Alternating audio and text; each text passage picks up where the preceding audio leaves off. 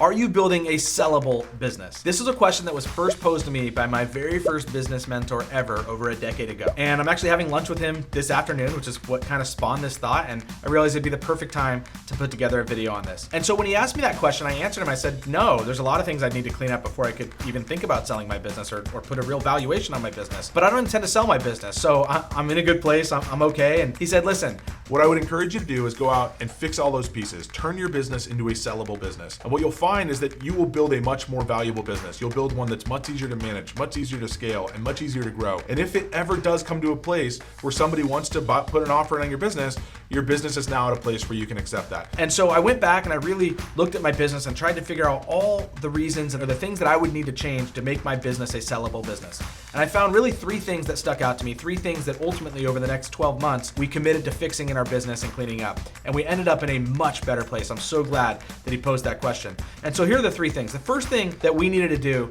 to fix our business and make it sellable is we needed to start collecting the right data. We were just kind of feeling our way through a lot of decisions in our business. We kind of had ballparks on what we were spending and we knew what we were making. I ran a P&L every single month. So we'd look at our expenses, and as long as we were making more money than we were spending, we felt like we were in a good position, and that's kind of where the data stopped. And what I realized is that we didn't have our finger on the pulse of anything in our business that was actually driving the revenues and that was creating the expenses. And once we started to really collect the right data for our business, we were able to change so many things. And so, we didn't understand, we ran a monthly subscription service, a SaaS service, and we didn't know how long our average subscriber stayed on with us. We didn't know if it was 6 months or 18 months or 24 months. We thought that we had a relatively low churn, but we had no idea what that churn rate was or how long a subscriber would stay with us. We didn't know our cost of goods. We actually didn't know what the expenses were to each customer every single month. And so there was just a lot of things like this. When, on the sales side, we had no idea how many calls we'd have to make or how much time we would spend or how many marketing pieces we'd put out to actually get a customer in return.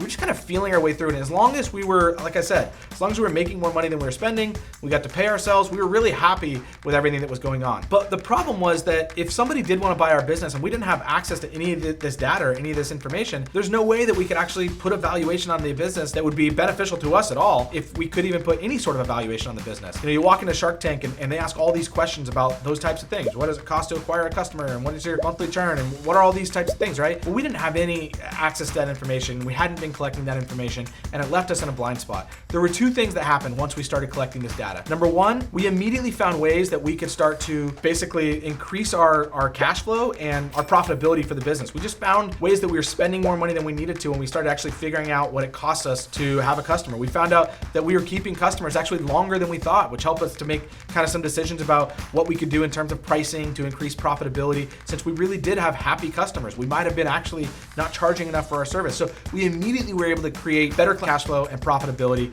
for the business. The second thing that it did is it kind of put us in this mindset where we now started using data to forecast decisions as well. And so, I remember I was really strong at one point about we needed to build a new CRM for our customers. It was something that people had alluded to or asked for, but it wasn't something that people were like banging down the doors to get. And it was going to be a year-long project. It was going to cost a lot of money for us to really build the right CRM. And so we started to use really data to figure out how we were going to recapture the investment that we were making in revenues. Were we going to be able to charge more money from our existing clients? Were we going to be able to hang on to clients longer? Could we get more clients into the door, clients that we would not have gotten without this CRM? And so we really had to start to put data behind every single decision. So when we started collecting the right data, we ended up in a much better place. Now we could really actually put a valuation on our business. We were able to really increase a lot of the profitability of the business by collecting the right data. And we were able to start making decisions and using data as a floor for any decision that we needed to make. And so that was the first thing that we did. We needed to start collecting the right data. The second thing that we really needed to do is we needed to stop using workaround solutions for inefficient systems in our business. We had a lot of broken parts and inefficient systems. It's part of the way that startups work, right? As you're growing, you're creating all this complexity, things break, you don't really have time to fix it, so you just kind of put a workaround system in place or solution in place and move on. And a lot of times those broken things pop up day after day or week after week or month after month. And rather than actually take the time and the resources that it takes to fix it, we just put up with those, right? Unfortunately, you can't sell a business with a whole bunch of broken parts. And so we needed to look at all the inefficient inefficient systems in our business. I remember the biggest one was billing. And so we were a monthly recurring billing business, right? And we use Salesforce as our CRM, and we use like authorize.net or like a billing portal for all of our billings. And so clients would bill on any day. They didn't all like bill on the 1st or the 15th. They would bill 30 days throughout the month. They would bill at different times on different days. And so because of that, we'd get like maybe 10 people would bill on one day and one would be declined. And then the next day you'd have 25 people bill and 2 would be declined. And so we just kind of kept like this manual list. And so every time a client would decline, we'd add them to a list. We'd then I think Monday and Tuesday start making calls, and then we'd see who got, it was like the biggest nightmare, the biggest mess of a system was our billing. And because of this, it was such a strain on our business. It was a strain on kind of everything that we just became this part of the business that we had hated, but it was because there were so many broken and inefficient parts to the system. We eventually, over the next 6 months, said, we have to clean this up. And so we cleaned the entire thing up. We built a automated auditing system that would add everybody to a list. It would change kind of a category in Salesforce so we could just run reports to see who didn't have active billings within the last 30 days. And so it became much easier to manage. We also found that we were not only now much easier, was it a much easier system, we had like 3 or 4 clients that we had just not been billing for the last, who knows, anywhere between like 6 months and 6 years probably. And so, I mean, you're talking $3,500 a year from every client, but we're losing out on tens of thousands of dollars because we just had an inefficient system that things could fall through the cracks. And so we needed to clean up that system. That was one of many systems that was like that when you're building just a growing business, you oftentimes put up with inefficiencies. And so we had to stop those inefficiencies. We had to put the right systems in place. I would encourage you that if you are building a business, the only way that you could sell it is to fix those broken things, those inefficient parts of your business. And it will not only make you now a sellable business, a more attractive business to anybody looking from the outside, but it will make you a business that is significantly more efficient in the way that you're able to do things. The other effect that you're going to get from this is you can now start to train people. I realized that I was the only person on the planet who knew this billing system.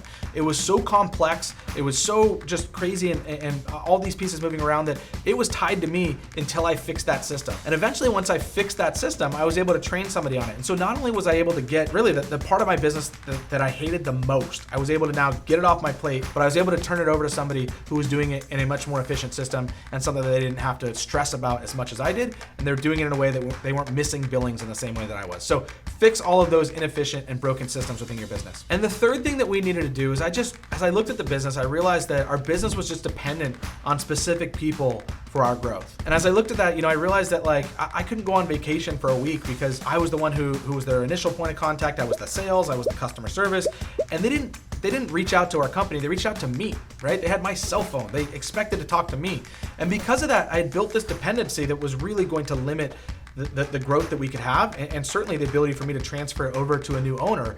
If Corey leaves, then the attachment to all the customers leaves. Who knows what happens to the business? And so what we did is we really worked to build a team that was working with every single contact. And so from that point forward, we really made it so that it wasn't about Corey was your salesperson. It was that Corey was maybe one of the representatives that you were working with, and that our customer service team would be handling things for you, even if it was me handling every single part of it. And so we removed the names from the business. And not to say that we didn't have a personal connection and that we weren't still trying to reach out with people, and especially with like vendors and things like that. But for individual customers, we really had to make their relationship with the business, not with an individual person, which allowed us to start to scale and grow in a much more meaningful way. And the way that we were able to do this is we just built a business that was based on processes. My sales process, I didn't really have a sales process. I would kind of show up and figure out on that day what was the thing that I felt like I could do to go get the most amount of sales. And whether that was phone calls or emails or creating a list, or it was just every day it was something entirely different. And again, I with a system like that, there's no way I could possibly train somebody. In fact, it was one of the things that made us realize this, is that I did try and train somebody, and they came in and they just didn't really know where to start because I didn't have a system. My entire sales process was based on me. It was based on what was ever in my head and my relationship with the customers. And because of that, it just wasn't a scalable system. And so that was the third thing that we had to fix, is we really had to build a business that was far more dependent on processes than it was on any individual person. Now, that doesn't mean don't go get a great team. Trust me, people on your team are the most valuable asset that you have. But the relationship that your people have with your customers should be a relationship that's built on your customers' relationship to your company, not necessarily to individual people. It just makes it a lot more scalable, allows people to start to take vacations or go on maternity without them feeling like they're abandoning a relationship to your customers. And so those are the 3 things that really I changed in my business when I was posed that question. And I can tell you that we came out the other side 12 months later, a significantly more valuable and stronger business, and the growth growth that we saw over the next 2 to 3 years beyond that was far more significant than it ever could have been if we would have either waited or just never fixed those 3 things. So the three things that we needed to do: we needed to start collecting the right data, we needed to stop using workaround solutions for inefficient systems, and we needed to remove the dependence on specific people for the growth of our business.